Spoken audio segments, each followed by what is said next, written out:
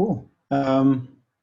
Right, I think we can get started. So welcome everyone to this webinar about Gitpod. We're pretty excited to show you what we've been working on, especially now that it's open source. And we hope that this can be a useful tool to help you automate and streamline and accelerate the way you write software at your organization. And my name is Jan Kiromnes. I'm Director of Developer Experience at Gitpod, and I'm joined today by Sven Eftinger, who is co-founder and CEO of Gitpod.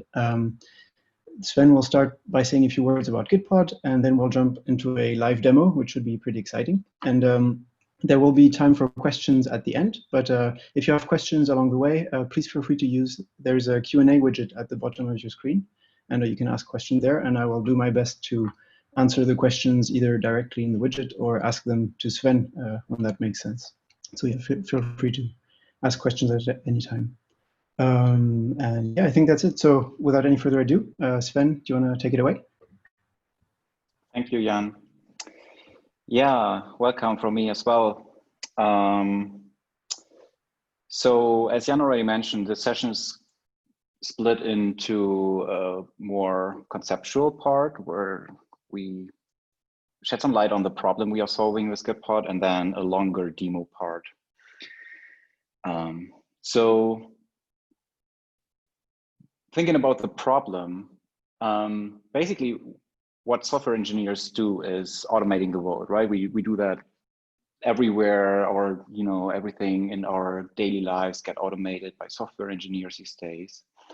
And we also do a lot of this automation when it comes to our own work, thinking of continuous delivery pipelines, where you have this automated pipeline where you put a change into your Git, and then the stuff is working for you. There is a continuous integration build. There is some staging app where people can test that, and preview apps. You have infrastructure as code in order to deploy the different environments your software is running in, and then also automatically deploy to production when you do continuous deployment. But there's this one piece which is actually a really important part, is where we as engineers start being creative. We alter the software, we do coding, we do debugging, trying to hunt down bugs or create new features. And around that, there's still so much friction and manual steps. I mean, yes, we have some automation, but finally, like what we are doing really is we do the same things that we did in the 80s even, where we or 90s, where we pull down this source code on our powerful machine locally, and then we run certain things in order to and install stuff in order to get productive. And so this is basically the problem we are targeting. We want to give developers a development environment with no further ado. It should be automated, and when you want to be coding, you should click a button and be able to code, no matter what device you have, no matter you have been onboarded on that project, or you are just coming along, or you are a fresh team member. So when I say dev environment, I'm not talking about IDEs. I'm not talking about integrated development environments like Eclipse or JetBrains. Those are more like very sophisticated editors. But when I talk about dev environments, I mean everything you need, the whole thing that you need in order to start coding. So it includes all the all the tools like the SDKs, compilers, runtimes. Maybe you want to run your stuff on an application server. You probably need a database in order to debug and have your code running under development. Then also the other tools for running tests and so on. So that's the user land. But then also, of course, an IDE, but with additional that IDE needs kind of additional plugins and configuration and things like that. And then you would need to have the Git repository, of course, or multiple Git repositories. But this is really only kind of the raw material for your project. What's super important is that you need to install like all the dependencies. You need to, what I call that inflating the code. So you run the build, basically, you run generators, you download dependencies, things like that.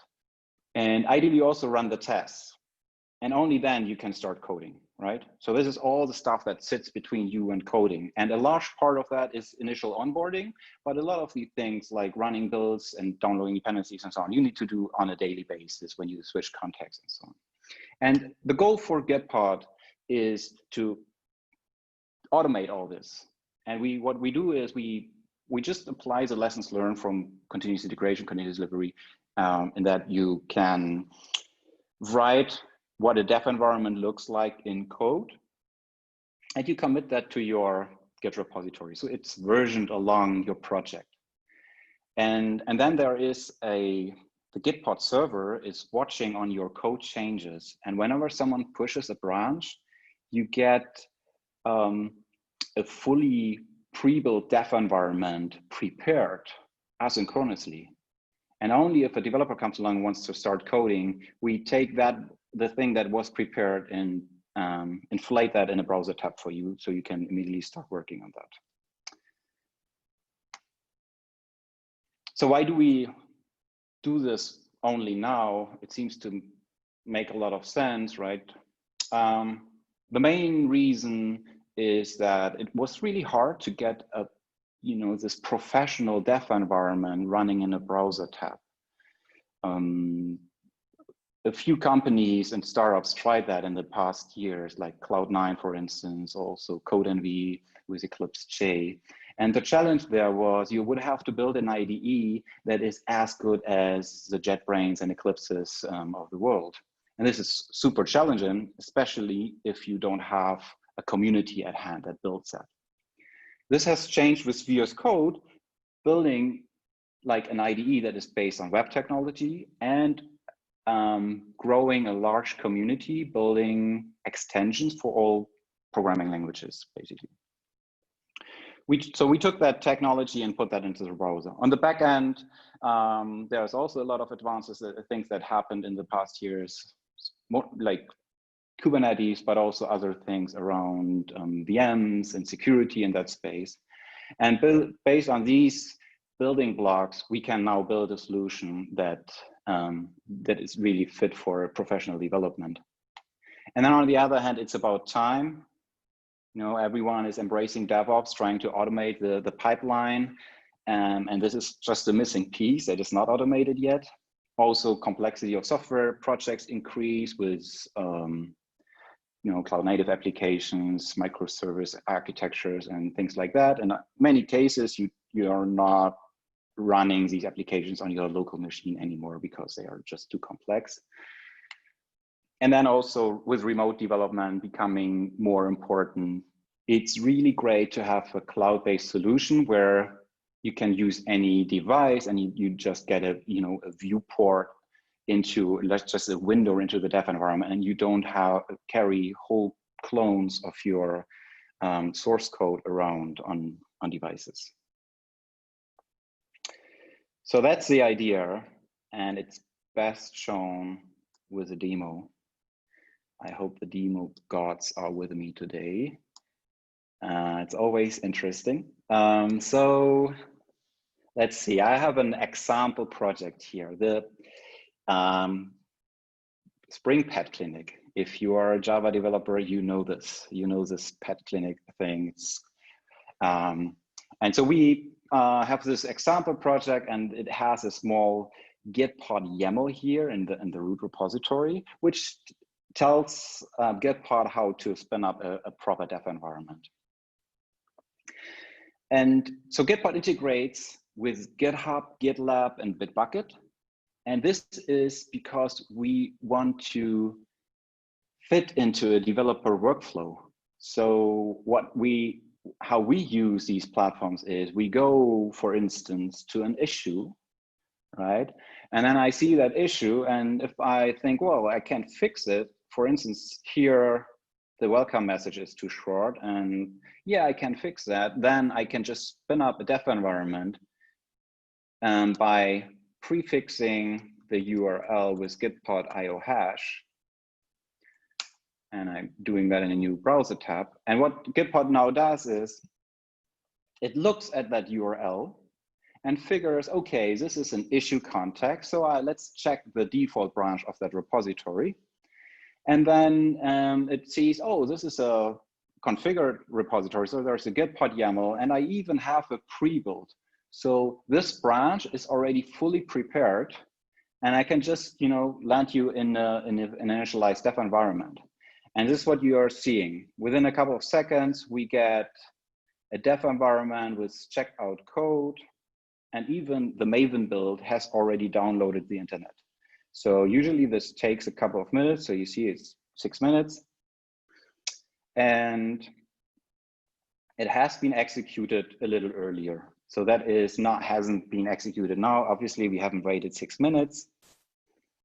So we don't have to wait for that.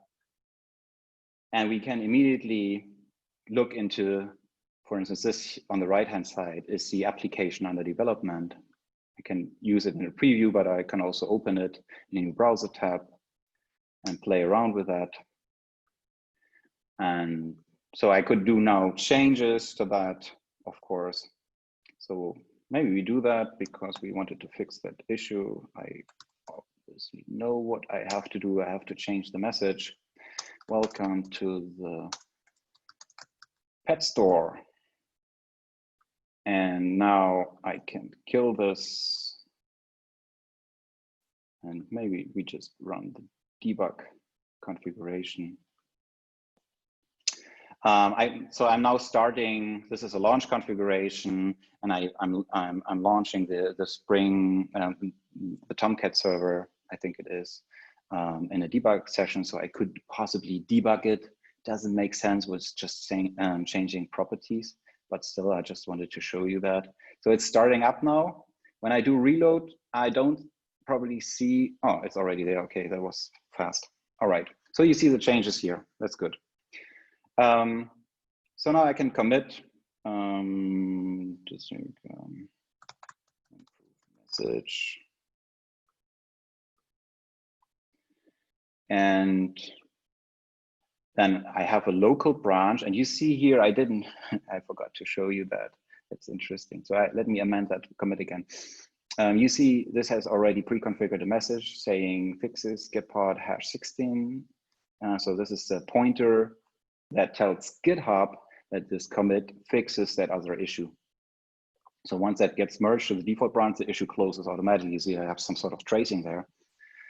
And also when I started the dev environment, Gitpod automatically created me a local branch. And now I can publish that as a remote branch.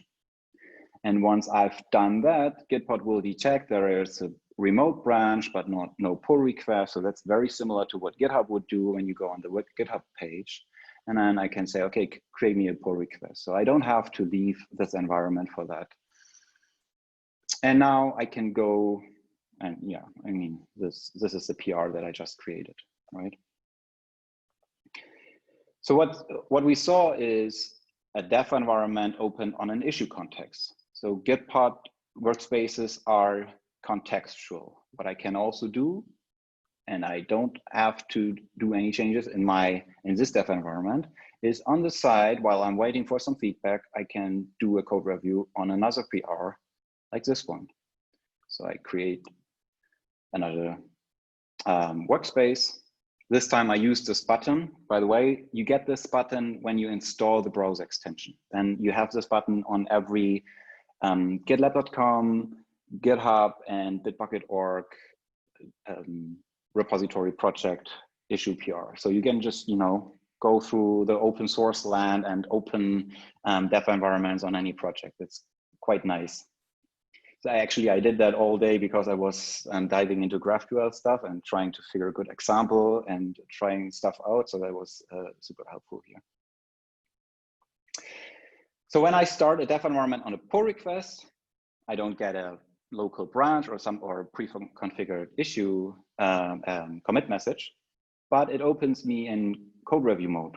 So I see the changes here on the left, and it opens the changes in a diff editor. So I can go through the changes, and if I find something that I don't like, I can comment. Like here, I commented it already, but I can add another comment, of course, with one N, but I don't care. And and this is immediately reflected on GitHub. So you see here, including the typo, this comment. All right, so this is, I just spawned up 2 different dev environments on the same project and do my task there. And that's a really important point. I'm now done with this and I just close it and I don't have to go back. There is no reason for me to restart this particular dev environment again.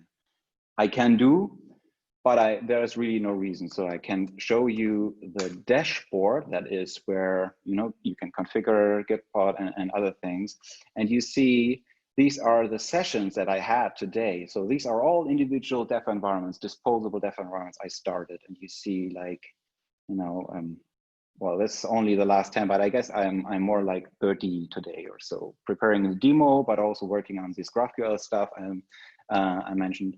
So what we do with Gitpod is we always create fresh dev environments for every task. When you work on a longer feature branch, sometimes I reopen a dev environment, but usually you don't have to do that. And you should not, because you have automated all the setup.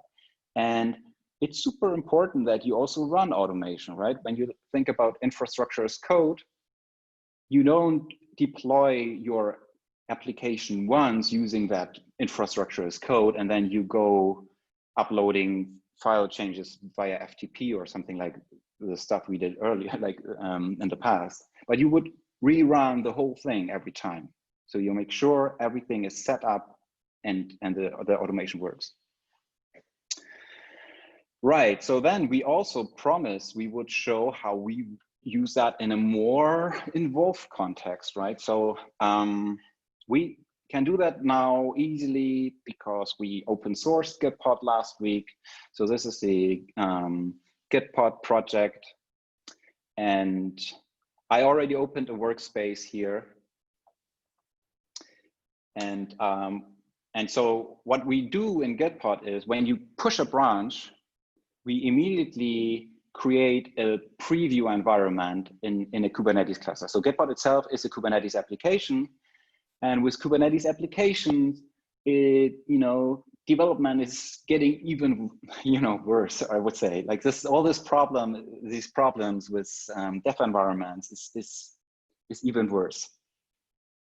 And so what we do is we don't run the Gitpod application directly in the dev environment, but we have a CI system that deploys preview apps for every branch. So this is one. I pushed a branch called SE test branch, and now I have this branch. So this is the preview app based on my changes. And what I also have is a dev environment that sits on that branch. And when you start a dev environment on a particular branch, what we do automatically, like this is our configuration. So you see here the Gitpod YAML is a bit longer. What we do automatically is we set the context of kube control. If you don't know Kubernetes, just ignore that, but everything is configured, and these are the pods running in my preview environment in the namespace that was deployed.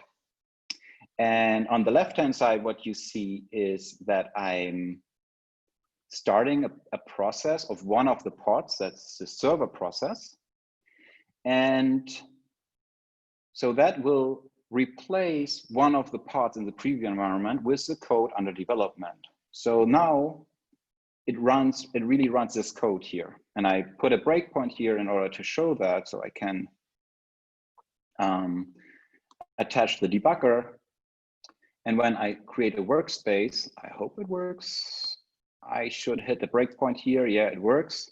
And then you just, you see the argument. So this is the context URL I was opening, and I could debug through this stuff. and you know, do my changes and then try the changes out. And so you can do that with all of these components. So this is a super nice dev environment that we are having there. You always, you know, have everything working. You get a preview environment, and you can instantly kind of try out your changes, have a really short inner loop for that.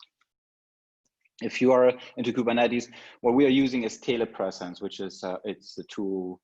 I think that's under Cloud Native from CNCF, and it does this replacement of a container with a local thing. So it deploys a proxy and routes everything to your local process, basically.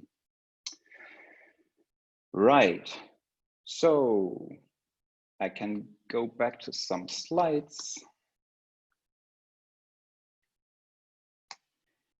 And just reiterate over some of the aspects we are embracing here. So obviously we are automating dev environment. So dev environment as code is kind of the primary principle, which means you version your configuration. This is also great for, you know, you have this project and then there is an old version, someone is still running on that 1-year-old version, and you need to fix a bug there. I guess most of you have been in that situation, and no one wants to go there because, you know, you don't even know how to run this thing anymore or compile, or maybe you cannot even download the tools that you were using 1 year ago. If you have this dev environments versioned, you just go there, start up the dev environment, and you get the one that works for that particular version. And also, you no longer run into works on my machine issues, like with developers running applications on Windows, on Mac, and, you know, someone did the onboarding setup 1 year ago. There is configuration drift. This is always there. And if you use automation and you run this over and over again, there is less likely some configuration drift, and so you can reproduce everything. So we do pre-built dev environments. That's a very unique thing that we are doing with Gitpod, and it basically means we do this automation of the containers. That's the stuff that EclipseJ does, and also the Microsoft Codespaces does, and so on. Then we check out the repository, and then we do a lot of the things that you can configure that inflate your dev environment and make it really ready to code. And only then we take a snapshot, and that is waiting for developers. And only if you have everything like that prepared, you can really do disposable dev environments, because otherwise you would need to wait for builds every time you start a dev environment. You don't want to do that. But with disposable dev environments, it's super easy. You always start fresh. You can start in parallel, just as I shown. And it also makes sure your automation works, because it's always, you know, applied. Contextual development means Gitpod blends into your workflow. So you're opening a dev environment on an issue, stuff opens in that context. If you are working on a code review, you get a different context. And you can also, with our other contexts, like you can open on branches and on individual files, but they are less common, basically. So we are running a browser-based dev environment, which allows you to have a very powerful IDE based on VS Code with all kinds of extensions that you want to have in a browser, and with that on any kind of device like tablets, Chromebooks, or your computers. And of course, you get also Linux terminals. This is not really the primary point about Gitpod. And this is kind of the simplest, lowest hanging fruit. We are going forward. We are going to think about ways to integrate other things, like VS Code has a great SSH mode. JetBrains is working on something similar, and we are totally open to, you know, allow that. The point about Gitpod is really getting you into this, you know, containerized dev environment with the tools you really want to use, and and yeah, make you productive. So a lot of times when I tell people about this, I hear this concerns that maybe not every developer wants to use these tools or share everything. They're like a dev environment is something personal. There's some identity aligned with that. And so some people might be really good with Bash and have a really good configuration for that. So there are two things that what I say in these cases is, for one, yes, there is personal taste and there are ways, like we want to allow people to have their personal settings, personal extensions, you know, theming stuff and the like. But also on the other hand, this is really good opportunity to share your bash foo with others, with your team, because I have seen teams where there were people who had their tools under control and were super professional with that, but others didn't so much. They were still maybe good developers, but they were, you know, not using these tools so much. And then if you just share that in the team and version that, everyone can benefit from that. And you just, you know, you help your team and spread the word about the importance of a really good setup. Talking about teams, if you have these cloud-based dev environments, of course, it's super easy to invite people to have a look and do online pair programming. But even more importantly, what I said about the prebuilds, that we are running through all these processes and then we take a snapshot. You can take snapshots. You can use this feature at any point in time in Gitpod. So you are, you know, you have certain changes and you can reproduce a certain behavior. You can take a snapshot and you get a link. You can share that on your issue, or even Stack Overflow if you want, like if it's an open source project. And then everyone can just click that and get it reproducible immediately.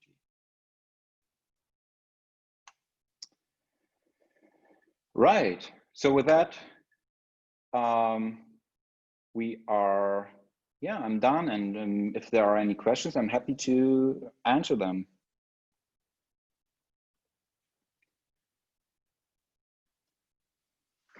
I see there's one question. Ayan, are you doing that? You can take it. I'll click on answer live. Okay, so there is a question from Dennis. Is there a significant difference between just closing the Gitpod browser tab and finishing the workspace through close workspace menu entry? Okay, so I just said when you're done with your workspace, you just close the tab. There's also an action to manually stop the workspace. The difference is when you just close the tab, there is a timeout of 2 minutes. If you don't close the tab, there is a timeout of 30 minutes by default. If you can extend it to 3 hours. So yeah, there is not a big difference. You just, you know, it's 2 minutes timeout versus stopping it immediately. Right, and just to clarify, the timeout of 30 minutes is when you have no activity at all in the workspace. So like if you move the mouse or press a key, the workspace stays running. Yeah, good point. It's important to understand that, yes.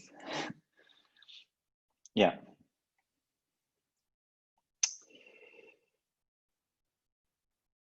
Cool. Earlier, there was another question about whether you can merge a pull request directly from Gitpod. And when in your demo, we briefly saw a merge button, but I don't know, maybe you can show how you would merge a pull request from Gitpod directly. Also, I think you haven't shown you can reply to review comments in Gitpod, sorry. Yeah, you can also, yeah, you can do the whole code review in Gitpod, and so you can approve it or reject it and add comments. I think I showed the comment stuff. Yeah. You cannot, at the moment, I mean, that's something we should add, but you cannot merge a pull request. For that, you would have to go to GitHub.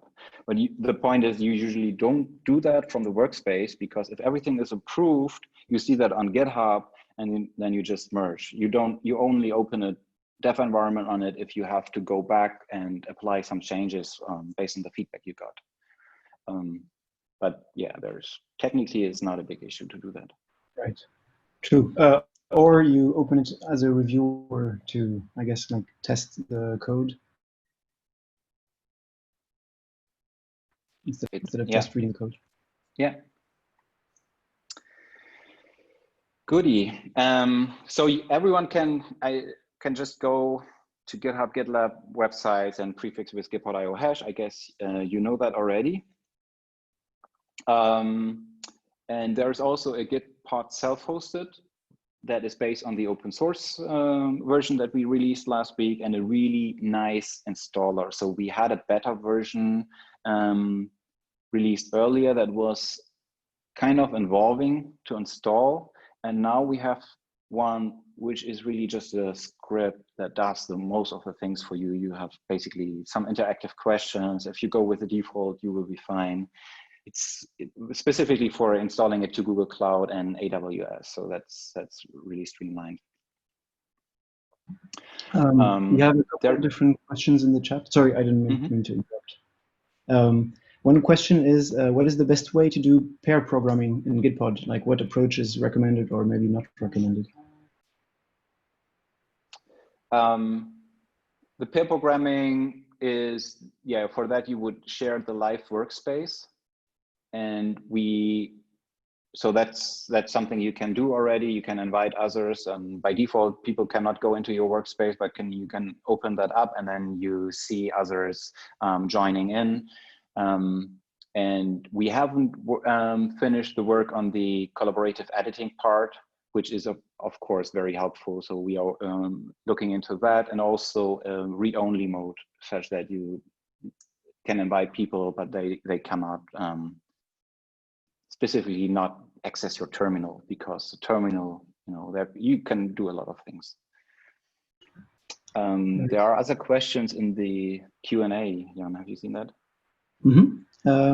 There's one question I don't understand. What's VS Code about extensions? Maybe just some more information about VS Code extensions? Yeah, maybe. So you can install VS Code extensions. And yeah, I mean, that's it basically. So what we run as a web IDE, Thea, it's an open source project that we started as well. And it's almost 100% compliant with VS Code extensions. So we are already always catching up with the latest changes. Gitpod does not access the marketplace of Microsoft directly because their terms don't allow that. So if you are searching for a particular extension and you don't find it, then you need to, or you can drag and drop it into your workspace. That's the easiest thing to fix it for you. But also you could go and publish it to the OpenVSX registry, which is the registry we are hosting at the Eclipse Foundation. Thanks. And another great question is, can you configure Gitpod to auto-start dependencies, like, for example, a database container? Yeah, that's a great question. For self-hosted, like Gitpod runs on containers. And in the self-hosted case, you can run them as privileged, and then you can start anything you want, including Docker Compose and so on. With Gitpod.io, we are working on a solution to make them safe. Currently, we cannot allow root access and also not allow Docker in Docker. Okay, I guess but you can. But yeah, but there is what we do is we start the databases in that same workspace. So we have Docker images prepared that already come with Postgres or MySQL and so on. Right. This answers another question about Docker Compose support, which probably at some point we want to support it in Gitpod.io, but for now you would need to use self-hosted. And about databases themselves, I've personally seen a lot of projects use Docker Compose to have a sidecar container with a database, but generally I'm able to replicate all the Docker Compose configuration in Gitpod and just start a database in the container itself, and that works. So that's pretty convenient, I think. Yeah, that for the time being, that's the way to go. Another question is, can you create throwaway workspaces that are not tied to version control, or do you have to create everything from a repository? We have other contexts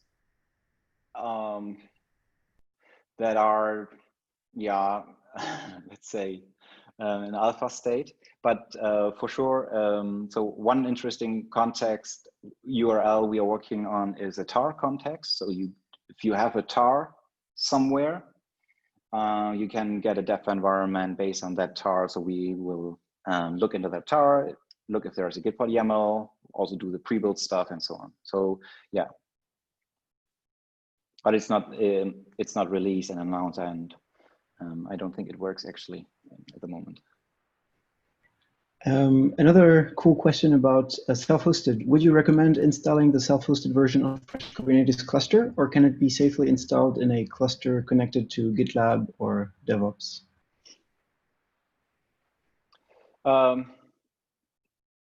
Good question. I think I would recommend doing it in a fresh Kubernetes cluster, but it might also work just putting it into an existing cluster.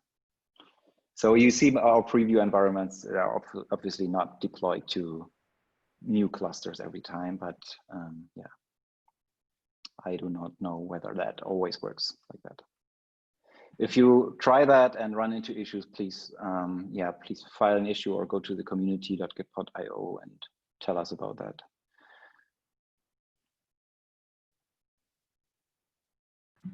There's another question about root access from Patrick.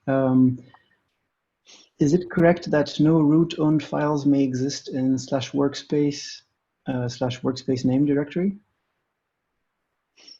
Yes, and I don't think you can even create them there, because that one is, you know, that workspace folder is coming from the initialization, which runs as a Gitpod user, and you can create root files in the Docker. Like you can use sudo and also the root user in the Docker build, but there you cannot write to workspace. Right, yeah, because the Docker image is built first and then /workspace is mounted. Yeah, that is also, but important to say, that is the current state. We have changes already in place that are not deployed to everyone, that opens this up. So we call that full workspace backup. That means we no longer just have this distinction between what lives in workspace and what lives outside workspace. And so it's right, and then you'd be able to modify anything in your container and not just /workspace. Correct, and then also we will allow root in your containers eventually. Another question is plain HTTPS Git. I don't understand exactly the context of that question, but yeah, I guess I would say that HTTPS Git is supported. I thought that's what we're using by default, but I'm not sure. That's what we use by default, yeah. Like if you try to use SSH, then you would need to configure an SSH key, and just using HTTPS Git works. And by the way, workspaces use the GitHub account. Clarified the question, Jan. Ah, okay. Well, yeah. Whether we support, yeah, HTTPS Git or Git Web, or basically not GitHub and GitLab. Ah, right. So context URLs that are not GitHub or GitLab. Yeah. We would do these on demand, based on demand, basically. So it's really not hard to introduce new context URLs. Everything we need is, you know, we need to be able to access that, and then the URL needs to provide enough information to do the right thing. But I think also, I think it's worth creating an issue and seeing if others are also interested in this. True.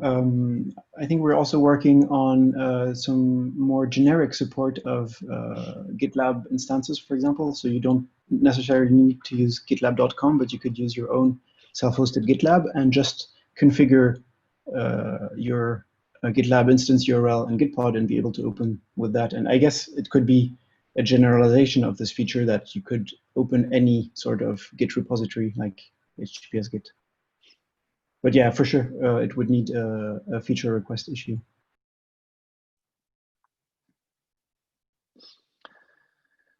Cool. Another interesting question is in the chat is, can I run two repositories with Gitpod? One that is the server, like running on port 5000, and one that is running on port 3000.